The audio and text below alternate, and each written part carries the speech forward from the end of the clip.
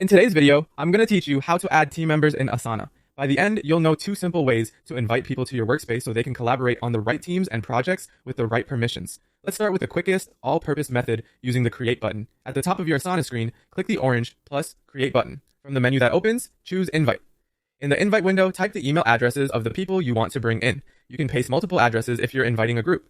Next, decide where they should land by choosing a specific team or project. This helps new teammates see exactly what matters the moment they join. Then set their access level. For example, choose editor if they need to create and edit tasks, or commenter if they only need to review and leave feedback. When everything looks right, click invite to send the email invitations. They'll receive a message with a link to join, and once they accept, they'll appear in your workspace with the permissions you selected. Now, if you already know the exact place they should join, it can be even faster to invite them directly from that team or project. Head to the team's overview page, or open the project where you want new members. On a team page, click invite or invite teammates. If you're on a project, click the share button in the top right corner, enter the email addresses, pick the appropriate permission level based on whether they should manage tasks or simply review, and then click invite.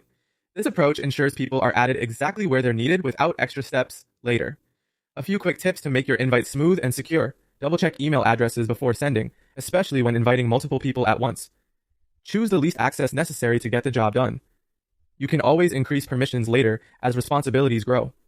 If you don't see the team or project you want to select, make sure you have access to it first, or ask an admin to grant you the necessary permissions. And if someone mentions they didn't get the email, have them check their spam folder or ask your IT team to allow messages from Asana. That's all there is to it. Use the Create button for a flexible, workspace-wide invite, or invite right from a team or project when you know where new members should collaborate. Click invite, and you're ready to work together in Asana.